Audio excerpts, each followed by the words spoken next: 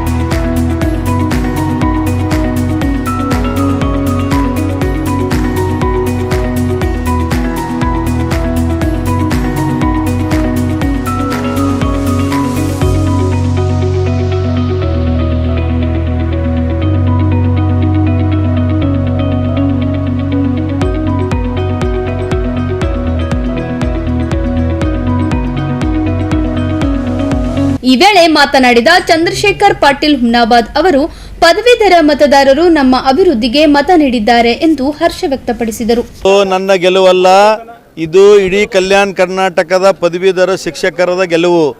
2018ರಲ್ಲಿ ಮೊದಲನೇ ಬಾರಿ ಕಲ್ಯಾಣ ಕರ್ನಾಟಕದ ಇತಿಹಾಸವನ್ನು ಮುರಿದು ಇದು ಎರಡನೇ ಸರ್ತಿ ನಾನು ಇತಿಹಾಸವನ್ನು ಮುರಿಬೇಕಾದ್ರೆ ಎಲ್ಲ ಪದವೀಧರರು ಶಿಕ್ಷಕರ ಕಾರಣ, ನಂದಲ್ಲ, ಅವ್ರ ಗೆಲುವು. ನಾನು ಮುಂದೆ ಬರೋಂಥ ದಿನಗಳಲ್ಲಿ ಅವ್ರದ್ದು ಏನೇ ಸಮಸ್ಯೆಗಳಲ್ಲಿ ಈಡೇರಿಸ್ತೀನಿ ಅಂತ ಹೇಳಿ ಈ ವೇದಿಕೆ ಮುಖಾಂತರ ಹೇಳ್ತೀನಿ. ನನ್ನ ಜೊತೆ ಸನ್ಮಾನ್ಯ ಶ್ರೀ ಶರಣಪ್ಪ ಮೊಟ್ರು ನನ್ನ ಮಾರ್ಗದರ್ಶಕರು, ನನ್ನ ಗುರುಗಳಾದ ಅವರ ಶಕ್ತಿಯಿಂದ ನಾನು ಗೆದ್ದಿದ್ದೀನಿ ಅಂಥೇಳಿ ಈ ವೇದಿಕೆ ನಿಮ್ಮ ಮಾಧ್ಯಮ ಮುಖಾಂತರ ಹೇಳ್ತಾ ಇದ್ದೀನಿ. ಒಂದು ಗೆಲುವು ಅಲ್ಲಿದು ನಮ್ಗೆ, ಯಾಕಂದ್ರೆ MP ಎಲೆಕ್ಷನ್ ಆದ ಕೂಡಲೇ 15 ದಿವಸದಲ್ಲಿ ನಂದು ಎಲೆಕ್ಷನ್ ಬಂದಿದೆ. ನಾನು ಮೊಟ್ರು ಸಾಬ್ರು ಕೂಡ ಎಲ್ಲಂತ ಹೋಗ್ಬೇಕು ಹೇಳಿ, ಎಲ್ಲ MLAಗಳು, ನಮ್ಮ ಮಿನಿಸ್ಟ್ರುಗಳು ಎಲ್ಲರೂ 41 ಕಾನ್ಸ್ಟಿಟ್ಯೂನ್ಸಿ ಇದೆ ಇಡೀ ಕಲ್ಯಾಣ ಕರ್ನಾಟಕದಲ್ಲಿ. ಇದು ಎಲ್ಲಕ್ಕ ದೊಡ್ಡ ಕಾನ್ಸ್ಟಿಟ್ಯೂನ್ಸಿ ನಮ್ಮ ಕರ್ನಾಟಕದಲ್ಲಿ. ನಮ್ಮ ಹಿರಿಯ AICC ಅಧ್ಯಕ್ಷರ ಆಶೀರ್ವಾದ ಮತ್ತು ಇಡೀ ಕಲ್ಯಾಣ ಕರ್ನಾಟಕದ ಎಲ್ಲ MLA ಎಲ್ಲ ಮಿನಿಸ್ಟ್ರುಗಳ ಆಶೀರ್ವಾದದಿಂದ ನಾನು ಗೆದ್ದಿದ್ದೀನಿ. ಅದ್ರ ಜೊತೆ ನನ್ನ ಗೆಳೆಯ ಬಂಧುಗಳು, ನನ್ನ ಎಲ್ಲ ಸಹಪಾಠಿಗಳು, ಅವ್ರದ್ದು ಎಲ್ಲ ನನಗೆ ನಂಗೆ ಶಕ್ತಿ ಇದೆ. ಇವತ್ತು ತೋರಿಸ್ಕೊಡುತ್ತೆ. ಯಾಕಂದ್ರೆ ನೋಡಿದ್ರಲ್ಲ, ಯಾಕಂದ್ರೆ ತಮಗೆಲ್ಲ ಗೊತ್ತಿದ್ದಂಗೆ ಏನೇನೋ ಮಾತಾಡಿದ್ರು, ಥರ್ಡ್ ಹೋಗ್ತದ, ಸೆಕೆಂಡ್ ಹೋಗ್ತದ ಅನ್ಕೋತ ಇತಿಹಾಸ ಅಂತೂ ಮೂರು ತೋರಿಸ್ದಲ್ಲ ನಾನು. ಹೌದಲ್ಲ, ಎರಡನೇ ಸರ್ತಿ MLC ಗೆದ್ದಬೇಕಾದ್ರೆ ಇದು ಭಾಳ ಕಷ್ಟದ ಕೆಲಸ ಅದ. ಇದು ಇನ್ನವರೆಗೆ ಯಾರೂ ಗೆದ್ದಿಲ್ಲ.